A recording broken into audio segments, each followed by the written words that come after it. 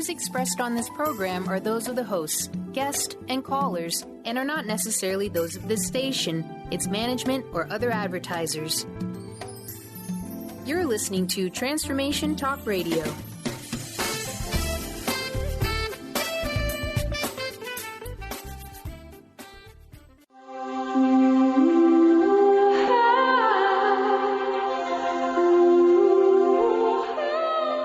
Welcome to the Mindset Makeover. During this unique show, hosts Lisa Berry and Michelle Carter accompany you on a journey of mindful thinking, true feeling, and clearing mind chatter, all to align you with deep answers and multiple possibilities that help you move forward and live in the now. You become present, clear, and unstuck, and able to live fully led by your heart. Michelle and Lisa invite you to listen and feel this transformation through vibration of word, sound, and song. Open up to what's possible and experience a shift.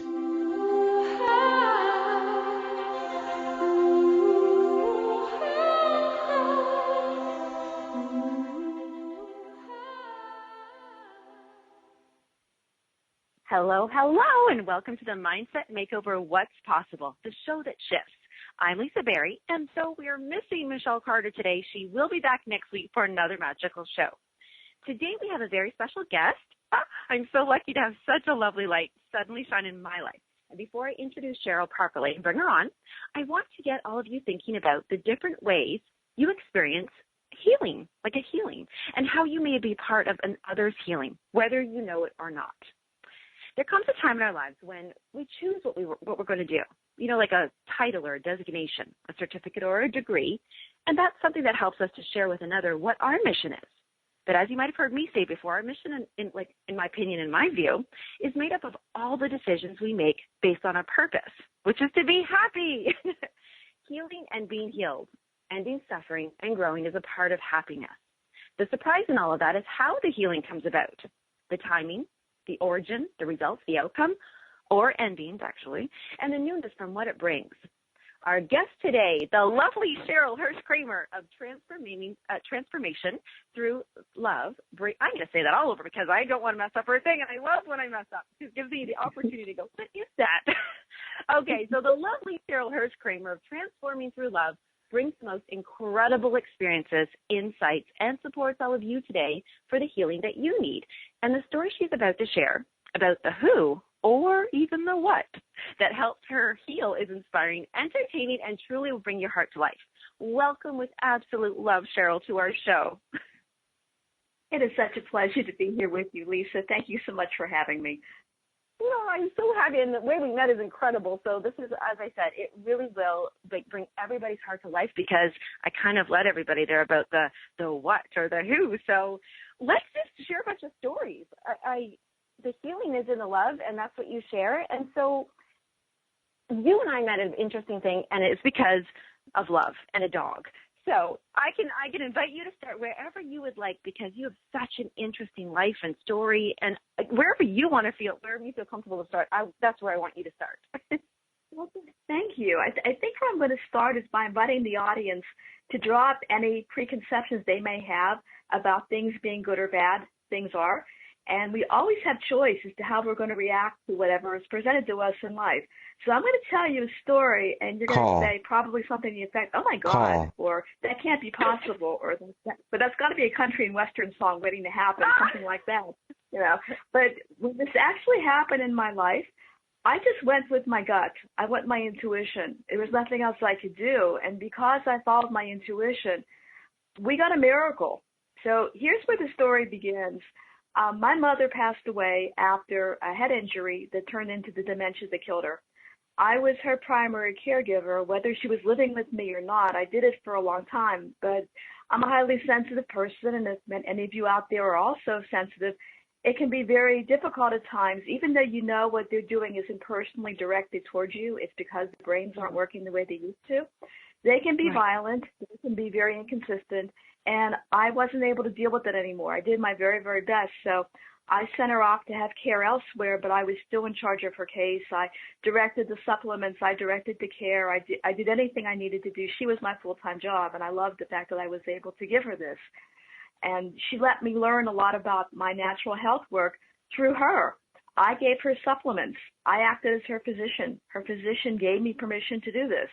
And I gave her homeopathics, and I gave her supplements, and I gave her diet, and I did energy therapies on her, and I gave her flower essences for the psychosis. And it was quite interesting.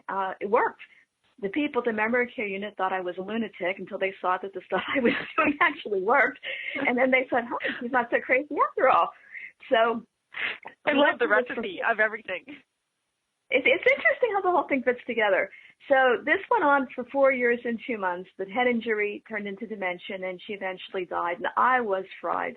I was so tired. At the same time, my aunt also had dementia. So I would visit both of them in different memory care units at the end of their lives.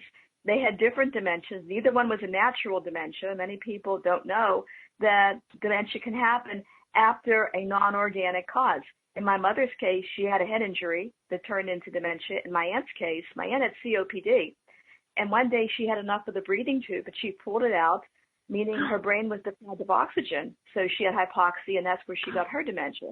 So neither one of them had a natural dementia, but they had dementia.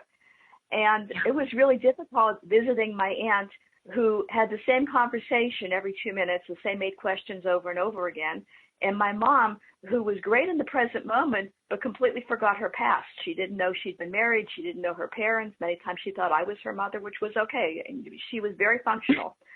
My mom could play word games, and she was brilliant at it. She could dress herself. She could feed herself. She was the confidant at the memory care unit. People came over to talk to my mom because she was present. She was really great. But I was tired after 4 years and 2 months of dealing with my mom and seeing my aunt at the same time. So you would think after the thing ends, you have a chance to heal and recover. That didn't happen for me. In a period of 6 months, this is what went on. My boyfriend blew up at me the night my mother became fatally ill, and I went into PTSD, meaning I got to her bedside when she was in the coma, too late to have the last conversation. A month after my mom died, my best friend passed away from cancer. 2 months after that, I recovered memories of having been sexually abused as a young child by one of my favorite relatives. I didn't know this had happened. I buried it for over 50 years. Those memories came back. 2 months after that, my aunt passed away. And then the month after that, one of my dear friends also passed away. While all this was going on, like that wasn't enough, right? While all this was going on, a lot of people who'd promised to be there for me turned out to not keep their promises. They were just speaking words. And the ones who were there left pretty quickly, and they would say things to me like, congratulations on releasing so many. Can you just feel the heart energy and the love on that one? Congratulations on releasing so many. Congratulations on reaching the next step. Or, get over yourself. You shouldn't be upset. Stop it. Grieving is not natural. And I'm like, really? I went through a lot here. I deserve to take time to feel like it's real. Yeah, you actually, at the moment when a lot of people are right now probably connecting to like the multiple things that you just shared with us, there's one that somebody has gone through or going through. So yes, thank you for sharing this. This is very personal. I think it's important to share this because, people usually edit their stories to make themselves look good. I don't really care how I look. I just want people to get what they need from this hour we have together. So if I don't look good, that's okay. Take whatever you need from this. So I was really burned out, and I was feeling very lonely, and I was feeling traumatized, and I was feeling confused, and this isn't the way life is supposed to work. People I went to for healing work, one hypnotherapist tried to plant a post-hypnotic suggestion to get me into a BDSM relationship. A spiritual counselor I went to tried to shake me down for $2,000. I mean, it was unbelievable, the stuff that was happening to me. And I'd had enough. So 13 months after my mother passed away, I was driving home from lunch, and this is significant. This happened on the 3rd of March, the 3rd day of the 3rd month. At 3 o'clock in the afternoon on Route 33. And I'm not making this up. This really happened. We love threes. This is our number. These are awesome. So I'm driving home, and all of a sudden I feel this lurching in my chest. And I couldn't hold the steering wheel. My left arm went numb. And I really thought I was dying. And in that moment, I heard somebody say, "You're not dying." And I'm like, "What? Who are you? And why are you telling me this?" And I do mediumship. But, can I not have a couple minutes off to die? We'll talk after I cross over, but can I not have a couple minutes off to die right now? Then we'll continue the conversation. And she's telling me you're not dying. I'm like, really? So she wanted me to convey a message to her grandson. I'd never met this woman when she was alive. She died years before I met her grandson. This was the boyfriend who blew up at me the night that my mom became fatally ill, and she wanted me to convey a message to him. I'm like, okay, well, and I didn't have a cell phone to call for help. So I just prayed I'd get home, which was a few minutes away, and I wouldn't hurt anybody in the process. And I did get home. I didn't hurt anybody, didn't hit anybody's car. Somehow I got home and I went to bed. A couple weeks later. You went to bed? I went to bed, yeah. I didn't call the hospital and I didn't call the ambulance. I knew the best thing I could do for myself was rest. I'd been through so much trauma. Listening to intuition, having faith, and having faith. Yeah. And the other thing was I knew that I'd been so traumatized that even the medical care would probably be a good idea at that moment. I couldn't handle the trauma that goes along with medical care. Do you know what I mean by that? I love that you said that. Very interesting. Thank you. Yeah. And I'm not telling people to do what I did. Please, if this ever happens to you, call the doctor, call the ambulance, do all that stuff you're supposed to do. This was a very specific circumstance I was going through, so I did what I thought I needed to do in that moment. So I went to bed. I couldn't really move very much. I was really tired. And the grandson of this woman who'd come to me when I was theoretically dying wanted to speak. And I sent him an email saying, I just had a heart attack 2 weeks ago. And if you speak with me, you have to treat me with kindness, gentleness, with love. I'm very fragile right now. So I need kindness, I need gentleness, and I need love. And if that's not something you can do, don't call. But I do have something I need to tell you. So I didn't realize I had something that's called stress cardiomyopathy. What this is like a heart attack, but it doesn't leave lasting damage. You have all the symptoms of a heart attack. You have the pain down your left arm. You have the hot. You have the inability to do things. You feel your body lurching like my body lurched. All that was real, but I would have recovered completely if the conversation I'm about to describe hadn't happened. He was angry that I had limited him as to what he could say to me, and he didn't believe that being angry was going to hurt my health. Now, usually it takes 4 to 6 weeks after a cardiac event for the stress hormones to calm down enough so that everything can recover and return to normal. Instead, he raised my stress hormones. The last thing I remember him saying to me was, surely you don't expect me to believe that. And that's when I had my stroke. Okay? Oh, dear. Okay. Not making any of this up. So I don't remember what happened. I felt my brain explode. That part I remember. My brain exploded. And I live alone with my dog at the time. So all I could do was I guess I hung up the phone, and I guess I went to bed, and I, again, didn't call for medical care, which I wouldn't recommend to anybody again. This is not a recommendation. But I knew we're going to, you know what, Cheryl, I have to hold you on that exciting moment, because we're going to find out what happened when we come back after this commercial break. Okay.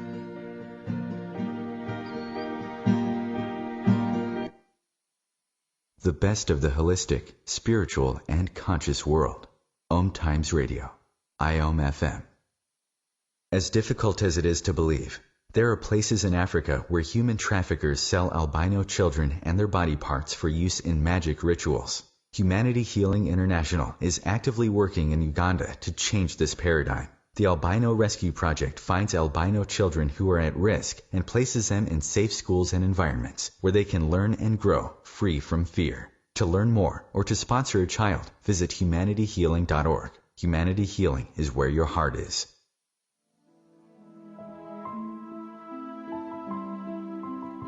Join me, Maggie Chula, on Mondays at noon Eastern for Mastermind with Maggie.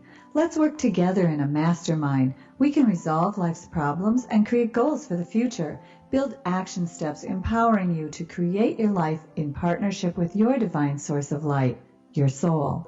Manifesting your goals can be simple and easy, so come with your problems and leave with a plan. The Akashic Master Teachers and I are waiting to help you. It's 6:42 p.m. Time for Steve Plato and his son Dylan to do the dishes. They talk about everything from the yuckiness of girls to the awesomeness of his soccer team. Sometimes they don't talk at all. Then, hey, the dreaded splash fight. It's Dad o'clock, and it's the best time of the day because the smallest moments can have the biggest impact on a child's life. Take time to be a dad today. Call 877-4DAD-411 or visit fatherhood.gov. Brought to you by the U.S. Department of Health and Human Services and the Ad Council.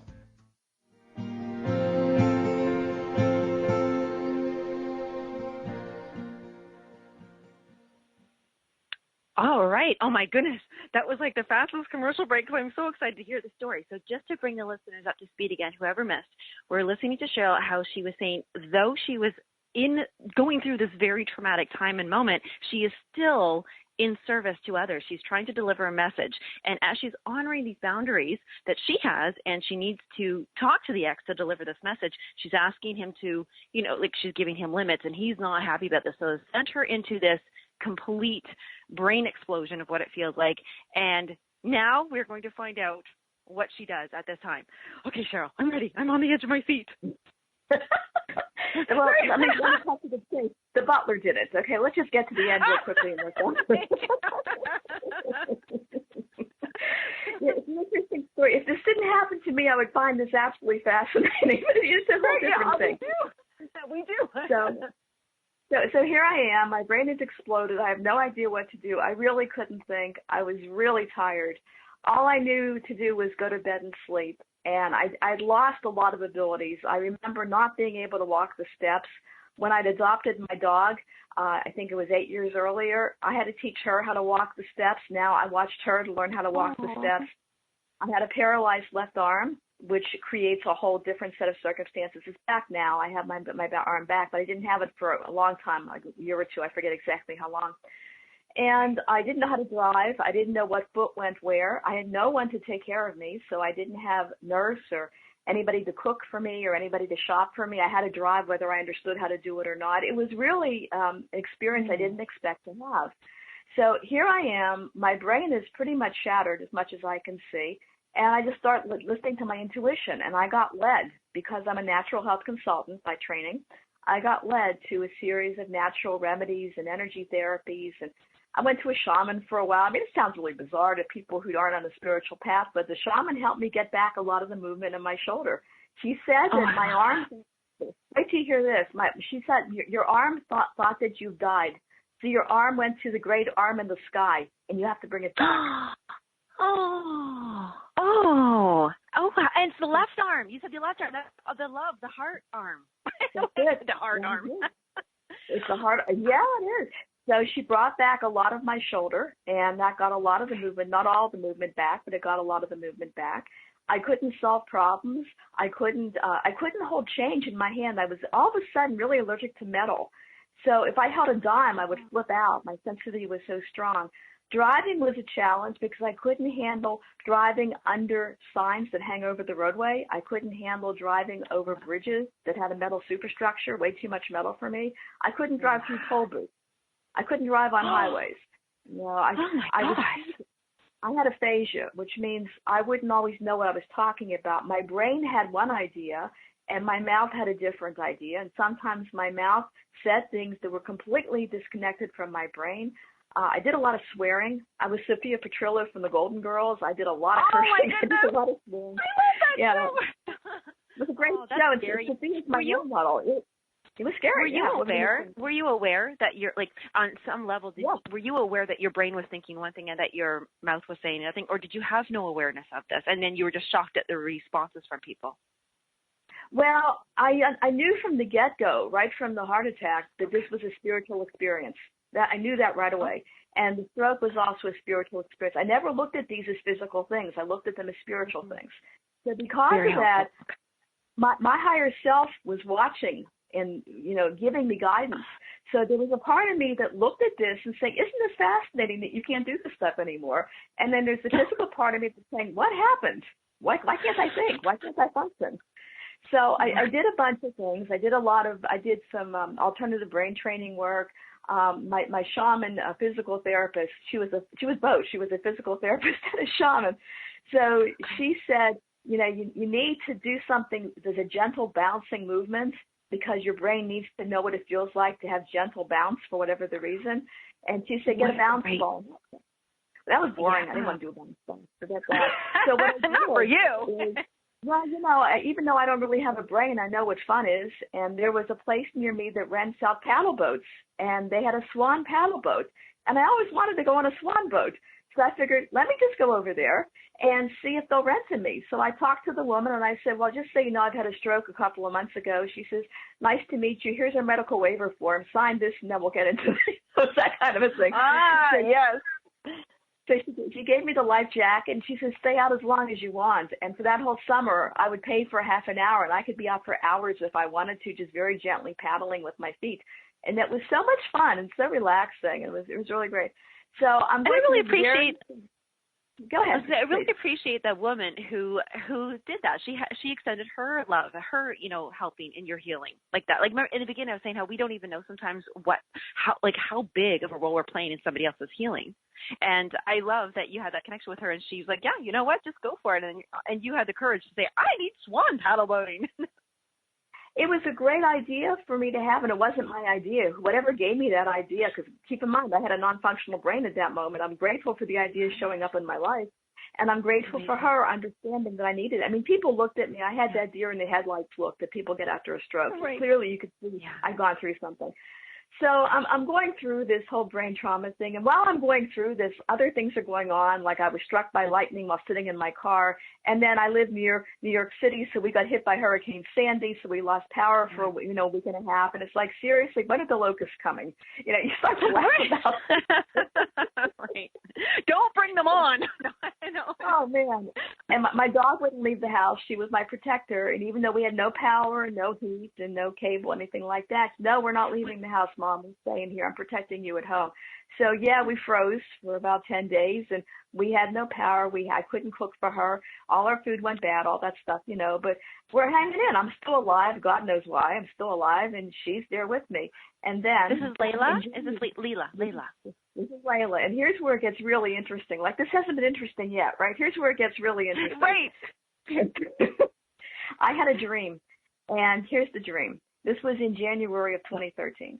And the dream was, and keep in mind, I never let her go off lead. I wouldn't even take her to dog parks because I knew that, and Layla was probably part husky. Huskies are known to run.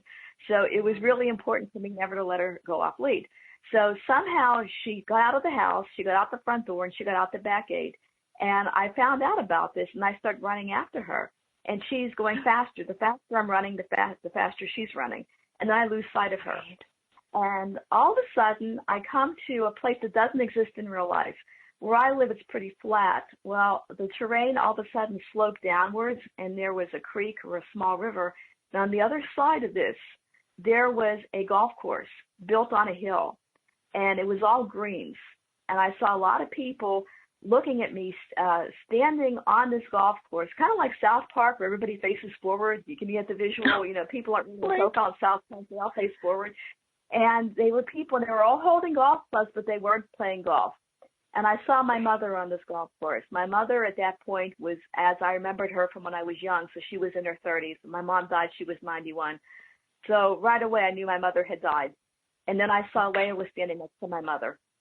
And I knew at that moment that Layla was going to die. And I couldn't handle her dying. I couldn't handle it. So I started crying, please, Layla, come back. I'm not ready to let you go. I love you. I need you. What did I do? I'm so sorry I did this to you. Please. And I kept crying. And she's with my mother. And I realized she wasn't going to come back to me. So I start walking home, and I'm crying all the way. And all of a sudden, I feel a furry face at my knee. And guess who it was? She came back. Oh, fuzzy face. Oh, I love her. She was amazing. Oh. So it's like a reunion, even though it's been that short time. It was because what had happened, that vision, that dream, that feeling, and then to have her be like just that reunion. It feels so long, but it's just moments.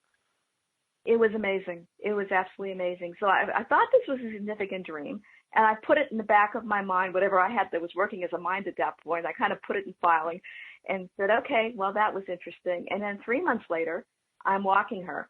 And she started breathing really heavily. I noticed that she was panting all night long, and her energy wasn't good, and she didn't look great. And I'm an animal communicator, and all of a sudden I heard her say, and this is the clearest she ever communicated with me when she was with me. She said, I have a tumor.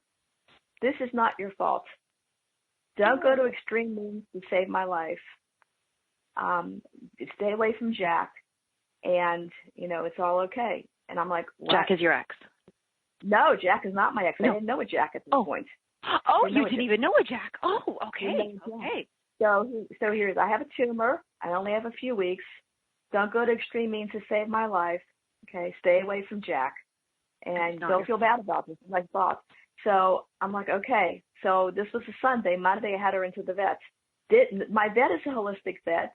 She gets who I am, but I didn't want to tell her any of this. I wanted her to find out what was going on her own. So I take her in, and the vet takes a look at her, puts her hand on her belly, and says, let's take an X-ray. And at that point, I knew. So I still didn't say anything to the vet. The vet took the X-ray, and then she showed me the X-ray. There was this enormous tumor that was wrapped around her spleen, probably her liver, and at least one of the kidneys. I have the X-ray. My vet emailed it to me. People who can read X-rays look at this and say, how did she ever survive? It's that big. It's an enormous tumor. And then I told the vet what Layla had told me. I said, well, I can't go to extreme means to save her life. She made that clear. So the vet said, okay, let's give her some supplements. Let's change her diet. And that was it for veterinary care. She said, she'll be gone in 6 weeks. Enjoy the time that you have left. Okay, 6 weeks. So I had a stroke, and this is the great part of having a stroke. This is why I asked the audience to release what right or wrong, good or bad might look like. I understood the idea of terminal illness, and I understood the idea of cancer. My uncle had died of pancreatic cancer. I know what it looks like to lose somebody who's had cancer. But I wasn't able to connect my brain with the idea that she had to die. She could die. That was an option, but she didn't have to die. And how many people go to the doctor and they give a diagnosis and they say you're going to die, and they believe the doctor because the doctor knows what he's talking about, right? That's a very strong point. That is a very strong point. Can you just say that you understood that she could die, but that she did not have to die? She did not I just really want die. that to. Yeah. Yes. And you felt that when you said your brain at that time was not even functioning that well, were you feeling that in your heart or your soul or your mind, or not really, just like you just mean that that's what you were going through? It's a great question, Lisa. I wish I had an answer for you. I just knew because my brain wasn't functioning the way brains function. And if my brain hadn't had a stroke, I might have bought into what the vet said, but my brain had a stroke. And I thought, well, she doesn't have to die. That's just a word. Terminally ill is just a word. Doesn't necessarily mean it's going to be the truth. And I remember what a great place to go to commercial. We'll be right back in just a few minutes, but let everybody just sit and think about that, all the listeners. Something could happen, but it doesn't have to. And then let's just finish with what's possible, and then let's going to find out what happened.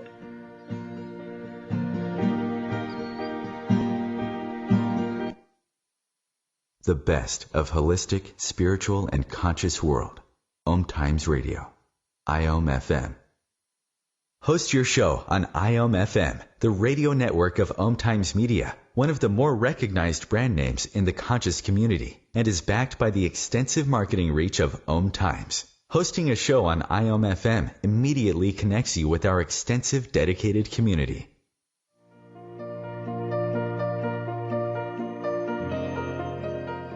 Every Tuesday on Living with Moxie, join Shefali Burns and Donna Martouge in conversations designed to take you to the next level, where we highlight ideas, resources, and strategies that provide you with the leverage you require to meet and exceed your business and personal goals. Each week on Living with Moxie, we will lead conversations related to success, achievement, fulfillment, and extraordinary, vibrant living. Are you ready to live with Moxie? Join us.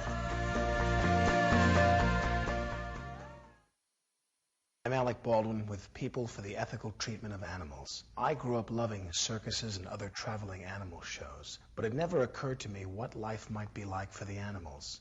Training wild animals to do things they don't understand takes force. Routine discipline with a hook or whip with the heel of a boot shows the animal exactly who's the boss. Don't patronize animal acts. Please contact People for the Ethical Treatment of Animals. 757-622-PETA.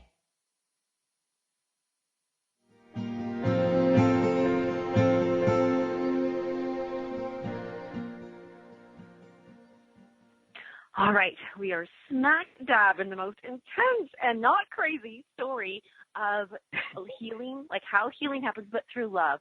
Cheryl is with us, and she's really, in amongst all of this, like we're hearing about a lot of the traumas, and really why this story is so incredible is because really what the thread through it is how love, true love, and just being of service through love from whoever, whether it's an animal or a human or what a plant, nature experiences, how through that love, healing can really be achieved.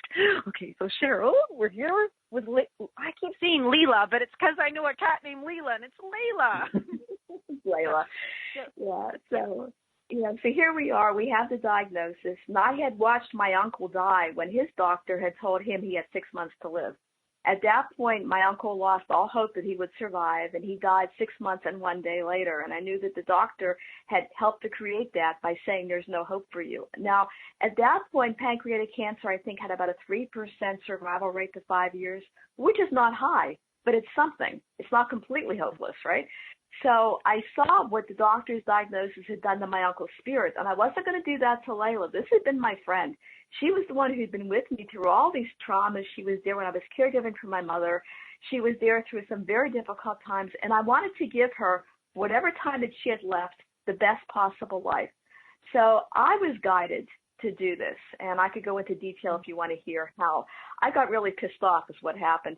I had asked someone to take photographs of me and Layla because I didn't have photographs of her, and I wanted to keep some photographs. And this is somebody who had said to me previously, I'd do anything for you. And when I called him, wanted to ask him to do something, he said, well, why can't you find someone else? And I'm like, yeah, just join the crowd, dude. I have a lot of peace in my life right now. So he did agree to take the photographs. And while we were at the park, we met at the state park, really beautiful park. And Layla, at that point, we did this the week that she was diagnosed. If you go on my website, transformingthroughlove.com, all of those photographs of us were taken 4 days after the diagnosis. I wanted it to happen when she still had good energy and she could still look like Layla. So we're in the park. And you know what? I was going to say that's actually really important about having not just memories, but physical or symbols, like holding something in your hand that's tangible that reminds you of those good times so that you don't just, when something bad has happened or when somebody has passed. I know when my mom passed, I really try not to go there because I don't want to remember, at the worst, quote unquote. And and I'm going to sidestep just for a quick moment here because I know that when I was on your website, and we'll say it's transformingthroughlove.com. I spent the most time on a website that I've ever spent in my life because it really was infused with love. Oh, funny that I'm using that word. I didn't mean to, because you actually have created a piece of jewelry, they're bracelets, which are infused with oil and energy and vibration. And I already feel it of the love. And, it's whether maybe somebody out there it's already happened, and they don't have that. They can't go back in time to get a picture, photograph of somebody that they've loved or an animal or something. But what you can have is a symbol, something tangible that you can have in your hand that reminds you of that good time that you just have, overlaid that feeling, that image into that item. So it could be like a piece of jewelry. I know that you make those and you sell those, but it's just that when I saw that on the site, I could really see that there are things that we can do in our lives, even if it's already past, and we can't have that. I'm so happy that you had the opportunity to get those pictures taken. And I love seeing them because I was really able to see Layla in that moment of life and energy and love that you experienced with her. It was magical, Lisa. I am so glad I had a chance to do this with her, and I'm so glad that she was healthy enough to do this with me. And I thought I was taking photographs to document our time together, not knowing that I was going to have a miracle. So you want to hear how we got the miracle? Yes, I know the miracle. Yes, it's possible. Here's how we got the miracle. So I'm in the park with this guy who previously said I would do anything for you, and then said, can't you get somebody else? He did agree to take the photographs. And it was a nice day in the park. It was really pretty. She was having fun. I was having fun. And then all of a sudden he gets a phone call from a friend. Not an emergency, and he stayed on the phone for 45 minutes while he's taking the photographs. And I'm like, seriously? Wow. It's kind of rude. And I really could use a friend right now. It would really be great if I had someone I could talk to. And at one point I started to cry, and he said, stop it. He wouldn't let me cry. And I'm like, here's somebody else who won't let me feel. Great, join the club. So here we are in this park. Whatever it was, and I was angry at this point. I had hit my last nerve had been worked at this point. So I was angry because I deserved to have somebody who was going to be there for me, even if for a couple of hours. I deserved to have that. I needed it. I was still recovering from the stroke. I was nowhere near as functional as what you're hearing right now. I was still in the very early stages of recovery, and this was happening to me. So a woman calls out to me, and I was wearing this cool red dress that you see on the website. She says, "I love your dress." And I said, "Thank you. A friend bought it for me at a nudist colony."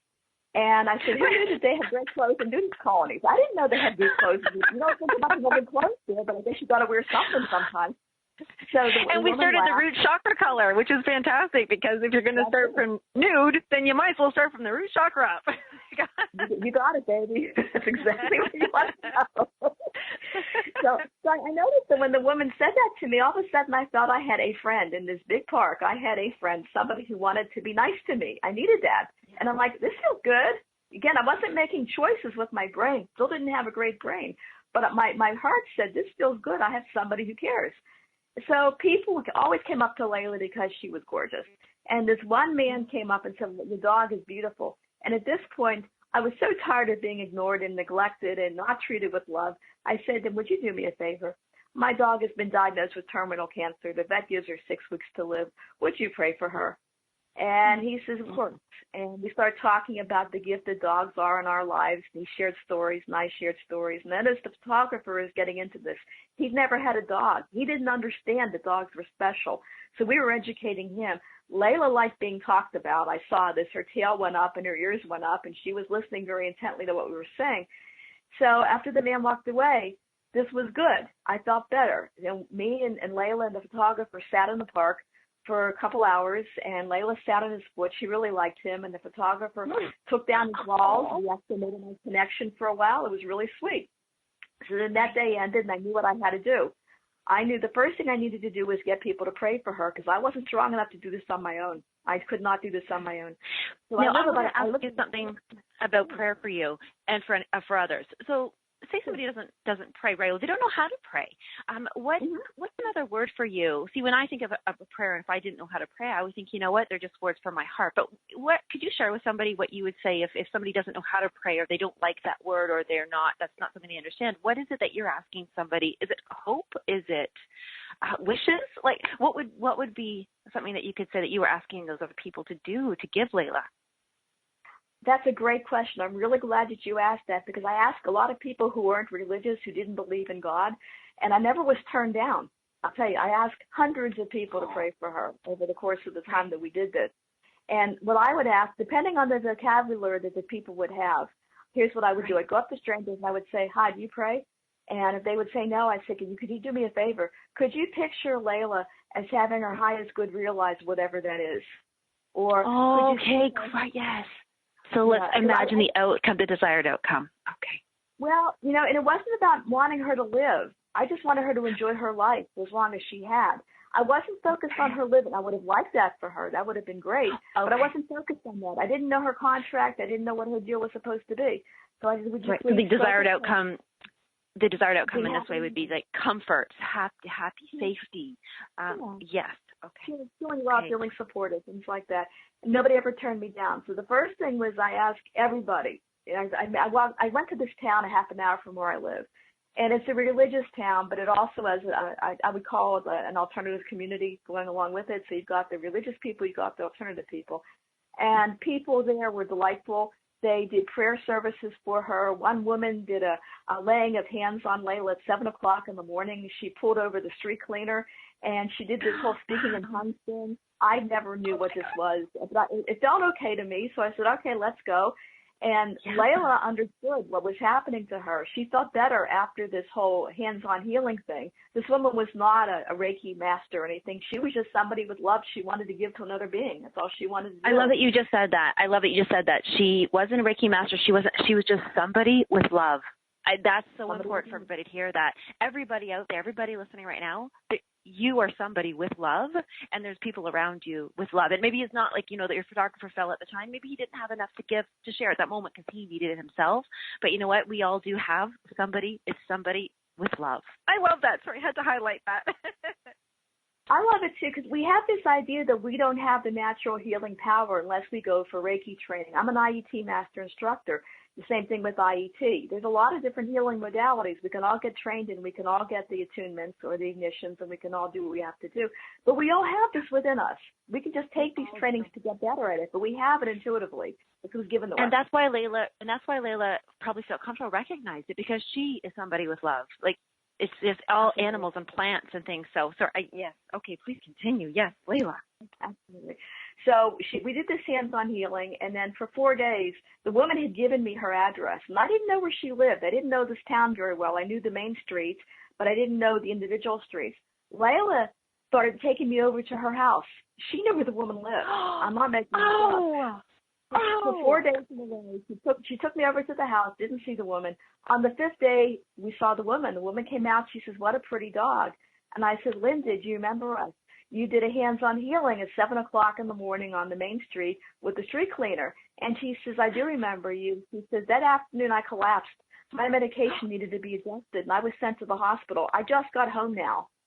Oh, my gosh. Oh, wow. Layla was checking on her friend. She knew her friend was in trouble, and she was checking on her friend. Isn't this amazing? Oh, I love this. And you know what? It's all intuition. It's just listening to your heart, your feeling, no matter who you are. And you honored Layla in that and went with her. Like, let's go. Whatever she wanted at that point, it was all about her. So the first thing we did is, and I put her on prayer lists to the point that a woman from India, I'm not making this up, a woman from India contacted me. She said, "Would you like me to pray for you and your dog?" How she learned about me, I have no idea. But she says, "We could do a prayer day just for you and your dog." I said, "Go for it." So people are directing all these blessings and prayers at us, and I got the other side of it. I started feeling better because people were praying for me as her caregiver. I didn't expect to get anything out of it, but I got something out of it. So the first step was asking for prayers and blessings. The second step was making sure that she felt loved and supported in this moment, not because I wanted her to live. I didn't know if that was supposed to happen or not, but I wanted her to feel appreciated. So I made sure I kept away from anybody who said that she was going to die because of the cancer diagnosis. I made sure every day I appreciated her for being there with me today, not necessarily tomorrow, but today. It was important to focus on this day, no other day. It was really being in the moment. Okay. And I would say things like, "You're such a great friend. You've been there for me for so many years. I love being with you. You're such good company." I always found ways to make her feel loved and supported. I made a point of cherishing her as much as I could with my words, with my actions. If people would start to say bad things about her, like, "Well, she's going to die," I would just walk away. I became great at being rude. Because being rude wasn't going to save her life, was it? Great at boundaries. I love, yes, when you're great at boundaries because you really truly know the intent. And also, too, you're feeling good because you're giving that. And, oops, we're going to go into that commercial. But just before we go, the timing's working out perfectly here, too. It's divine timing. But the boundaries and knowing what your comfort goal is. So when we come back, we're going to find out exactly what those prayers and stuff, what they led to. So we'll be back soon.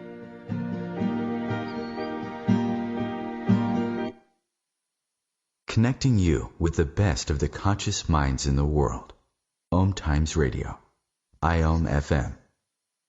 Have you ever wondered how to change your love paradigm? The secret key is finding a love partnership, not just a regular connection.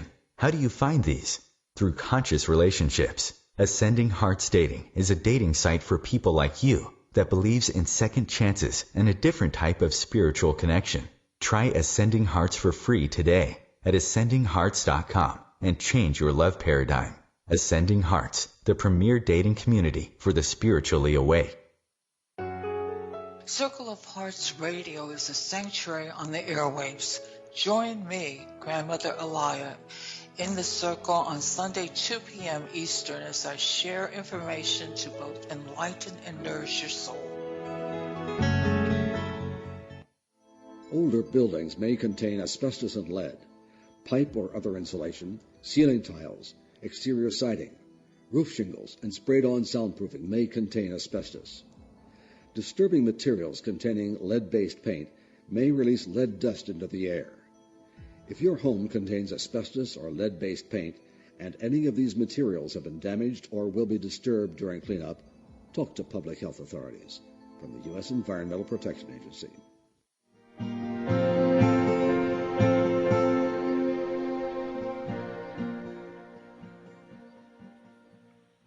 All right, so just coming back to this story, very true story, very real story. The biggest thing, I just had this really big wave come over me, Cheryl, about something called, I'm going to create this word here right now, and I'm going to call it present moment love. And the reason why I'm thinking this is going to be so important to the story because of what you just shared with us about being there with Layla in that moment and nothing else mattered. Do you know that right now, a lot of us, I know that I do this sometimes, I'll think about what I used to love, but I loved it so much, or I'll never have it again, but I loved it then, or in the future, like I can't wait to love that, or I can't wait to do it because I'm going to, but you know what? The very present moment love is really the moment that matters. And if we can come back to what we love and appreciate and are comfortable in this very moment, I think we won't have to work so hard to protect that bubble and to worry about it, because it's truly when we're going behind, like I should have done this and I could have done that, or I loved that and I don't love it anymore, or future. So using that present moment love with everybody right now, I want them to hear how the story goes for you, because I think this is just the most love-filled story ever. So I'll let you continue with that.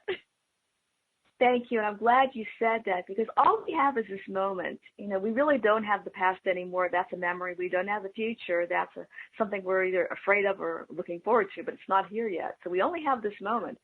And what I did is, when this happened, when I got the diagnosis on Layla, I asked myself a question that ended up saving her life, which was, okay, I know really well how it feels not to be loved and supported when I'm going through difficult times. What if I turn it around and give her everything I wanted to get but didn't get? And that was a huge breakthrough for me. And so I basically had a doctorate level education in how not to be loved. And I turned that around and I said, okay, now I know how to love somebody. Don't do that stuff. So we had the love. We had the love, you know, and made sure everybody treated her with love. But if anybody wasn't nice to her, I distanced from them. The prayers and the blessings. Made sure we had fun every day. I did things that were fun for her, like going to the dog supply store, and she would get treats that were appropriate for a dog with cancer, and she would get petted, and people would say how beautiful, and she loved doing that. And we would go to parks, and I would walk up to people in parks and have them pray for her and, you know, all that. And then we did a service together. We had a service to humanity by asking for help. People really love to help. They really do. They do. So by asking for help, they felt like they were part of our process. So after she got well, the cancer was gone in a month, by the way, never returned. She died last year at age 16, not from cancer, old age. Okay? After she got well, wait, it was amazing. I feel like we ran over that ending so quickly. Let's repeat it. Hold on here. So she actually lived how many years after that short week 2 years. diagnosis? 2 years. 2 years. 2 years. And in that 2 years, she didn't even die of cancer. She never had cancer again. The vet was, no, she'd seen this happen before. She said it's rare. You know, and it was interesting watching everybody's reaction, because one of my friends knows I do angelic healing, which is, well, that only happens for angels. No, it happens for anybody if it's supposed to happen. I'm not saying that this is going to be everybody's story, but all I wanted to do was make her feel loved in that moment. That's all I was looking for. And it also gave me something to do besides worrying and grieving. It gave me something comfortable that I could do to help her feel happy. And by doing that, I help myself feel happy. So that's what I do. I now offer coaching, or I have people do what we did, and it helps them enjoy their lives. If they've never learned how to do it, I help them do it. You know, I want to pass this on. This is important work. Do you know, Cheryl, I read something on your site, and it really jumped out to me. And it was, I don't know if this is your term or but I read the word love technology. And I thought, you know what, out of all the science technology out there, I would want to go to love technology. So if you have, you know, I heard you go through the steps, you know, of asking and receiving and being there. If that's what you do, the love technology, if there's anybody out there listening right now or on the replays, absolutely contact Cheryl to receive and learn this love technology, because if anybody knows how to do this, I love that you started giving and doing this love technology. I'm going to say that by knowing what you didn't have and what you wanted. And that's what you helped to, and I know that that's with all your intuitiveness and love and openness and willingness, that's when the people come to you. And it's, can you give your website again? And then is that how they would come to you? How do they get a hold of you? Yeah, thank you. My website is transformingthroughlove.com. You can also like me on Facebook and on LinkedIn. I post pictures of my bracelets every day now on Facebook, so like my page if you want to see my bracelets. They're called Bracelets from Hearts. All of them have at least one bead, usually more, that have a heart in it, because it's about focusing on love, isn't it? especially in the world right now where things are so wild. If we focus on love, it makes it a lot better, and we can also help change the world into something wonderful by focusing on love. So I do this jewelry to help people keep their focus on love. I do my coaching to help people focus on love. The whole thing right now, as they're almost dying, how many times and going through Layla's experience, if it's not about love, why bother doing it? You know what's funny, Cheryl? So Michelle and I, when I met you a couple months ago and we were chatted, and I always referred to you as Cheryl Love. And Michelle actually thought that was your last name. And so eventually she goes, oh, I've got Cheryl Love on this for this show. And I said, yeah. And I said, oh, yeah, I've got to remember to get her full name, her proper name. She goes, oh, no, it's Cheryl Love. And it was funny. And I'm sure she told her mom, Willie, because we always have to mention her mom, Willie Carter, on the show. But as this name goes around, it's like, you know, Willie will be known for her thing and everything. So I love that you're known as Cheryl Love, like in my world, because it's love and healing. And so when Michelle and I do any of our music and our songs, we choose the vibration of love because that's where healing is. So when you said, you know, it prevented or kept you from worrying or stressing out about things or being upset, that's the vibration where we don't experience healing. We actually experience disease. So in Michelle's my musical world, you know, we love, that's why we infuse all of our coaching with the certain vibration of love. And that's what you're doing with the hearts in the jewelry. And everybody's got to see them. They're gorgeous. They're gorgeous, beautiful bracelets. And I think when you're making them, I can't imagine anything other than love coming from you and being infused onto those bracelets. Well, again, my brain doesn't work the way people's brains normally work, so it's all coming through me from some other place. And where is that other place? That other place is the center of love. Now, you've actually traveled the world. I mean, I remember when we had our conversation, we just chatted, and I was like, oh, my gosh, there's like so many stories. We're going to have to come back again anyways. Now, we still have a few minutes because I want people to be able to share. You actually do something really cool, and we had this with Mike, our artist, last show about calligraphy. You actually do something, I want you to share them just really quickly about that. You did some kind of lettering or writing or something.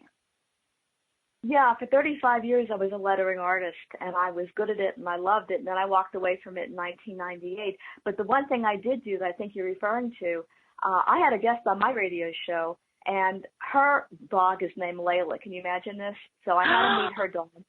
She had an Alaskan Malamute named Layla, and Layla and I got to meet each other, and I love the service the two of them do together. Layla is a therapy dog. She'll go to schools and help teach kids how to treat dogs. And she goes to the library every month, one day a month, so kids can read to her and get practice reading to an audience that's not going to judge her. She's also an agility dog. She's a top agility dog, I think, in history, and she's amazing. And for a Malamute. Malamutes are big dogs. They're not agility dogs, but Layla doesn't really care about looking at barriers either. Layla does what Layla does. Right. So I brought my calligraphy back, and I gave her the Layla Award to honor my Layla, that they're in service together in a loving service partnership, and I'm going to keep giving out Layla Awards as long as I can. Do you know what? That is the picture how you and I connected. That it was of that Malamute, of the Alaskan Malamute. I saw that picture online, and it was Layla and the calligraphy, and I remember thinking, oh, I love words and I love the writing, and that is exactly the whole. That's why I knew there's a reason why. See, look at that. See, I didn't even know about that was going to be the reason why I brought up, but that is how you and I met. And I love just to end this to say that's even think about that Alaskan Malamute, as you said. She's not made for it. It's not like she's an agility dog, but she's like, no, I want to do agility. I like this. I feel good about it. And maybe perhaps it's even your Layla working through, or who knows where the love and healing comes from. And with that, so when you said the award, because that's really cool that you made up an award, it created this award. Because you're good. What's possible?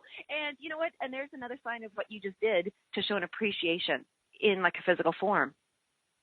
So remember, in the physical form, so we're saying whether you have a symbol or a photograph of somebody or a symbol, we could even create little awards for ourselves or for others because you can. And you can just give those. When was that you did that, the award? What year was that? It was this year. It was 2 months ago. Oh my goodness. The cool thing about this is I hadn't done any serious lettering since 1998, and the stroke took out a lot of my motor skills. I still don't have a lot of my motor skills back again.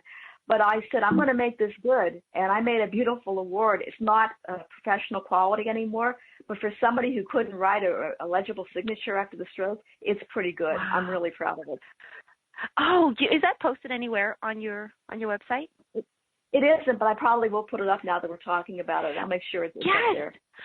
I think that would be fantastic because I think other people who can see that, and I know that the judgment is lifted.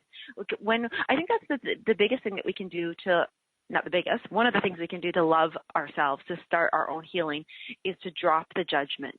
You know what? It's you're perfect is just meaning as long as it's with love, as long as you know. When you came from having that stroke and you could do all those things before, and here you are, you're trying to figure, you don't even know, you're trying to drive and go do this and go do that and take care of this. And the homeopathic, when you're doing all the healing of all those different kinds, did you have to relearn them or did they come back in pieces or? It came back as I needed it. It was the connection. And about the judgment piece, I know you have to end, so I want to leave on this thing. Judgment can go away really fast when you stop making the thing about you and making it about what you can do for somebody else. When I made the label, say that again. I love that. What was that? Judgment can go away when we stop focusing on ourselves and then start focusing on what we can do for somebody else. When that becomes our focus, judgment vanishes. I love that. I have to sit with that. I'll wrap my head around that. So I'm at home, I'm doing something, and I'm judging myself. Okay, so I'm like, you're not stupid, because I don't think I can even say that, but that was bad. You did a bad job. Then I'm focused on it because I'm thinking, oh my gosh, I need to drop it. So if I were to stop in that moment and focus on, or just go do something, help some. Maybe that's why I help my cat so much, because I don't want to judge myself. I'm constantly on them. But okay, so if anybody right now is feeling that they're really, or maybe they didn't even know, but if they have that sudden feeling of like, oh my gosh, I've been judging myself, maybe that's because we're so much into our own world and our own self that we need to just stop and reach out. Reach out to say, here, offer your hand somewhere, offer your assistance, offer your, just anything that you could do, offer a prayer to somebody else. Perfect. Absolutely perfect. And you know what? I think that's exactly what you do when you offer your coaching. So you're there for that assistance, and so they can help them not judge themselves. So everybody, please, thank you for listening and listening to Cheryl. And I would love for everybody to transform through love, and they can reach you. Transform. Is it transform or transforming through love? Transforming through love. transformingthroughlove.com. Thank you, everybody, so much.